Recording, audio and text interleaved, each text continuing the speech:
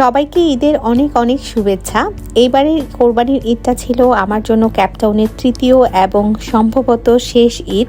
যদিও আমাদের ইচ্ছে ছিল এবার দেশে গিয়ে ঈদ করার, বাট আনফর্চুনেটলি সব কিছু গুছিয়ে ওঠা হয়নি, তাই আমাদের এবার এখানেই ঈদটা করতে হলো। প্রবাস জীবনের শেষ ঈদটা কিভাবে কেটেছে সেই স্মৃতিটা ধরে রাখার জন্যই মূলত আজকের এই ছোট্ট ব্লগটা করা। সকালে নামাজ থেকে এসে উনি আর ওনার কয়েকজন ফ্রেন্ড মিলে চলে যায় যেখানে কোরবানির পশু কোরবানি করা হবে সেই জায়গাটাতে। এটা আমার বাসা থেকে ছিল একটু দূরে, যদিও আমাদের যাওয়ার কথা ছিল, বাট আমাদের বাসা থেকে দূরে হয়ে যায় আর ওয়েদারটাও বেশি ভালো ছিল না, তাই আমরা আর যাইনি। ওনারা সব যারা ছেলেরা ছিল ওনারা ফ্রেন্ড সার্কেলরা সবাই মিলে গিয়েছে। গত 2 বছর আমরা যেখানে কোরবানি দিয়েছি সেখান থেকে মেশিনে সবকিছু কেটে দিত, যা আমার হাজবেন্ডের একটু পছন্দ ছিল না। নিজের হাতে কোরবানির পশু কোরবানি করা এবং কাটার মধ্যে সে আনন্দ পায়, সেজন্যই সে দেশে যেতে চেয়েছিল। তো এইবার যখন মাঠে সবাই মিলে নিজেরা কোরবানি দিয়েছে, পশুর মাংস কাটতে পেরেছে, সেজন্য সে কিছুটা হলেও দেশের স্মৃতিটা ভুলতে পেরেছে। তো আমি সকালে ঘুম থেকে উঠেই কিছু ডেজার্ট আইটেম বানিয়েছিলাম আর ওনার সাথে দিয়ে দিয়েছিলাম পুডিং, পায়েস, সেমাই, নুডলস, এগুলো কিছু অল্প অল্প করে রেখে রান্না করেছিলাম। যদিও কোরবানির ঈদে বেশি মেহমান আসে না, কেউ কারো বাসায় আসে না, আর আমি যেহেতু যাচ্ছি না সেই জন্য ওনার সাথে দিয়েছিলাম যেন ওনারা মাঠে এগুলো খেতে পারে। কোরবানির ঈদে সবাই মোটামুটি বিজি থাকে, আমি বাসায় টুকটাক রান্নার দোকান নিয়ে বিজি ছিলাম আর উনি মাঠে কোরবানির পশু নিয়ে বিজি ছিল।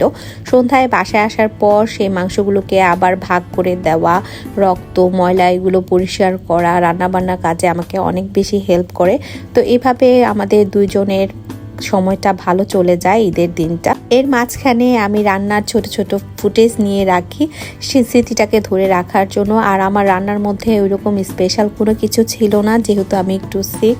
তো বেসিক যেগুলো নর্মাল না হলেই নয় ওই রকম 2-1টা আইটেম আমি রান্না করতে পেরেছি।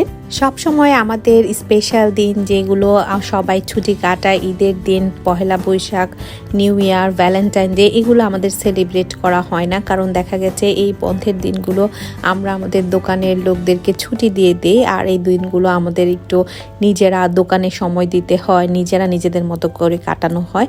অন্য সবার মতো বাহিরে ঘোরাঘুরি করা বা ওই রকম করে এনজয় করা হয় না। আর ঈদের দিন যেহেতু আমরা পারবো না, তাই এইবার আমরা ঈদের 2 দিন আগেই আমাদের ছুটি কাটিয়ে ফেলেছি। তো এখনো ছবি ভিডিও আপলোড করা হয়নি, কারণ সময় ব্যস্ততার জন্য পারা যাচ্ছে না। তো আমরা আমাদের মতো করে আলহামদুলিল্লাহ ভালো আছি। আমরা ওনার ফ্রেন্ডরা মিলে যেহেতু 2টা গরু কোরবানি দেওয়া হয়েছে, তো 2টা গরুর মগজ নিয়ে আসে আর এসে ওনার ফ্রেন্ড বলছিল যে ভাবি আপনার হাতের মগজ ভুনাটা অনেক ভালো হয়, আপনি ভুনা করেন, তো আমরা সবাই একসাথে খাবো। তো দেখা গেছে আমি মগজ ভুনা করি, গরুর মাংস করি, সবাই একসাথে মিলে খাওয়া দাওয়া হয়। অনেক ভালো একটা সময় গিয়েছে আমাদের ঈদের দিনটা।